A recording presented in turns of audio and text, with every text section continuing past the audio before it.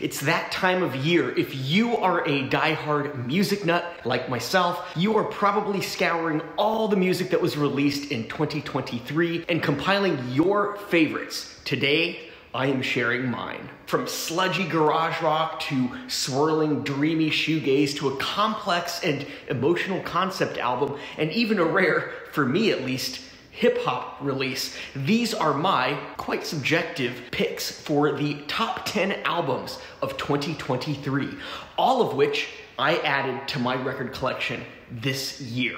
And as a quick note, if you watched my mid-year best of 2023 countdown, 2 out of the top 3 on this list right here were not yet out when I compiled that one. So stay tuned for those. Hey fellow music nerds, it's Andy with the Fence Post Vinyl channel. If you like videos like this, go ahead and hit that subscribe button, then ring that little bell so you'll be notified of new videos when they go live. Before I jump too far down the rabbit hole, I'm pulling out 2 honorable mentions. One is an EP and the other a compilation album. So let's get started. The first honorable mention goes to the EP Become by Beach House. Become is the follow-up to Beach House's 2022 LP, Once Twice Melody, and while that one didn't make it all too high on my Beach House albums ranked list, I still quite enjoyed it. This one, however, it blew me away, and I love everything about it. Within this EP, you get 5 phenomenal tracks, rich with sound and full of depth, and it's one I find works better on vinyl. The next honorable mention goes to Voxtrot and Cut from the Stone, their B-sides and rarities compilation. Originally slated for a fall 2022 release, this one got pushed into 2023 due to production delays. Cut from the Stone gets an honorable mention for 2 reasons. First, voxtrot is one of my all-time favorite bands. I was thrilled when they announced that they were reuniting back in 2022 after a quite lengthy hiatus. Second, as I've alluded to, this is a compilation, not a standard release. It features a variety of rarities, many of which are B-sides off the band's long out-of-print 7-inch singles from their original tenure as a band between about 2003 and 2009.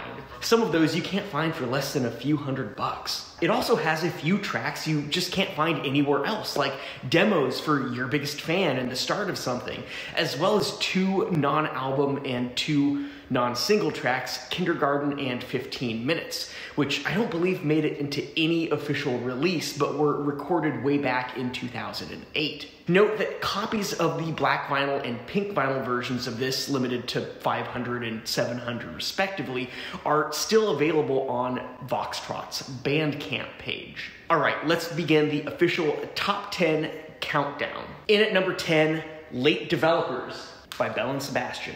In many ways, Belle and Sebastian has returned to form in the past few years. I know not everyone will agree with me on this, but here's how I look at it. You have the beginning, which includes everything that they released in the decade spanning 1996 to 2006, or most of it. Really, it's hard for them to top any or most of the albums from that era. Then you have the middle years, 2008 to 2020. This included 2 studio albums, a 3 EP set, and none of those really did much for me. Plus, he had a few compilations and live albums and, you know, whatnot in there, which also, meh. Then you have a bit of Previous from 2022 and Late Developers from 2023, both topping anything from that mid-era. I loved having new material from one of my all-time favorite bands that I could actually get behind and get quite excited about. I'm not sure Late Developers holds up as good as a bit of Previous, but they both stand head and shoulders above Girls in Peacetime Want to Dance from 2015 and Right About Love from 2010. Top tracks on this for me include the opener Juliet Naked, my favorite, which is When We Were Young, and the catchy When You're Not With Me. And then the early single, I Don't Know What You See in Me. A lot of me in there. Viable release definitely worthy of a top 10 in my opinion. In at number 9 is Bunny by Beach Fossils. The evolution of Beach Fossils is one I've covered a few times here on the Fence Post Vinyl channel. Their style of indie rock is unique, blending bedroom pop and jangle pop with kind of this post-punk sound. Their album Bunny distances the band from some of those earlier post-punk leanings, replacing it with slightly dreamier melodies and emphasizing that jangle. The band has matured over the years, and this album is a testament to that, while maintaining a bit of their youthful flair.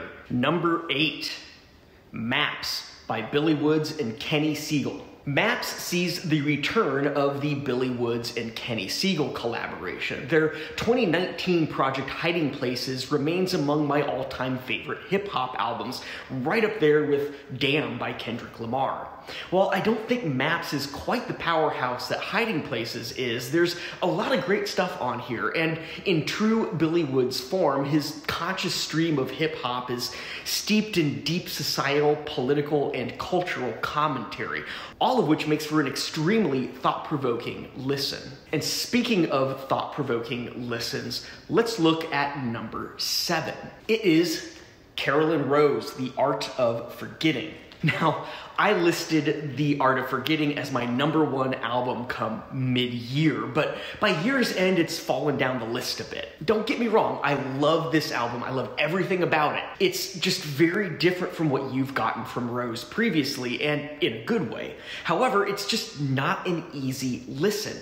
The Art of Forgetting is highly complex and deeply emotional, tackling subjects and topics that will challenge the listener. It's the first album since Rose came out with their they/them pronouns, and thus the album touches a lot on identity, relationships, and internal personal struggles. What we get is a bit of a concept album packed with a diverse set of songs, many of which are absolutely great. But the result is not one that will have you returning on an obsessive basis like her prior 2 albums. Yes, I still hold The Art of Forgetting is Rose's best album yet. As a whole, it's absolutely brilliant. You'll just need time after each listen to let the album sink in before returning a month or 2 later for another spin. One-off tracks are plentiful that you can listen to over and over and over again, but as a whole, it just fits that kind of interesting ground. Truly great, but a solid number 7. Number 6, More Photographs by Kevin Morby. It's a little strange dropping a Continuum on this list. Not just that, it's odd ranking it as high as number 6, but here it is, Kevin Morby's More Photographs, which plays off last year's album, This Is a Photograph. Unlike other Continuums I've listened to, this one is cohesive and well conceived. It's not a hodgepodge of random songs. Within the sleeve, we get 9 songs, 6 new tracks by Morby and 3 reimagined ones from This Is a Photograph. So last year's LP, This Is a Photograph, stemmed from an experience where Kevin Morby almost lost his father. And about More Photographs, I love this quote from Morby himself on the album and why he needed to create it, as noted on the Dead Oceans label website. Quote, "With every collection of songs, I feel I must cast them out of me before moving on to the next project. And here I knew that what I had began with This Is a Photograph was not yet finished. Releasing this collection is my tying a bow on that time and place in my creative life." End quote. The reimagined tracks are great, but I think the ones that shine brightest here are Triumph, Lion Tamer, and Kingdom of Broken Hearts. Definitely check those out. Number 5, Pollen by Tennis. As noted in my mid-year list, the husband-wife duo from Tennis continue to churn out better and better albums with each new release. I think Pollen very well might be their best album yet, and that's saying something. Their music has always flirted with multiple genres while not necessarily fitting into a nice, neat bucket. It's modern yet nostalgic, but with kind of a futuristic vibe. It's somewhere between indie pop and dream pop and synth pop, but with kind of this otherworldly twist that makes it seem like it came from an alternate reality, where reality is kind of cast in this 1980s style glamour shot. Top tracks to check out: opener Forbidden Doors, and singles Let's Make a Mistake Tonight and One Night with the Valet. Number 4, The Future Is Your Past by the Brian Jonestown Massacre. Throughout the storied career of Anton Newcomb, his project, the Brian Jonestown Massacre, has more often than not embodied psychedelic rock. With close to 24 studio albums under their belt, Brian Jonestown Massacre continually delves into new territories nonetheless. Each album then is a bit of a wild card. I mean, look at Don't Get Lost from 2017 as a prime example of that. On The Future Is Your Past, though, things seem tighter, more cohesive, more unified. Filled with deep psych rock cuts, the cohesiveness and unity, kind of how the album flows melodically and methodically, make this one of Brian Jonestown Massacre's top albums of all time. Sure, rock-solid lone tracks can be found pretty much on every single album BJM has released, but sided with stuff that doesn't quite resonate as strongly. That's not necessarily the problem here. Pretty much every track on The Future Is Your Past is pure gold. Not to mention the weird packaging. It's just computer-generated illustrations that you can actually color in yourself. Hell, the album even comes with a 6-pack of BJM-branded crayons. How cool is that? We're down to the top 3, and this one is one I've been waiting for forever. Everything Is Alive by Slowdive. There's something I've never been able to quite get my head around. Why do music critics always seem to hate Slowdive, at least upon their release? I mean, this dates back to their earliest album. Even Souvlaki was trashed on by the likes of NME and Melody Maker back upon its release in 1993. Fast forward to 2023, 30 years, and they're back at it.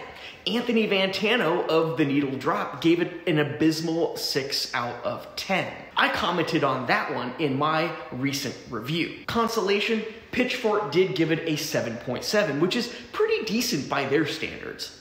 Like the rest of Slowdive's catalog, Everything Is Alive doesn't deserve the lambasting by noted critics.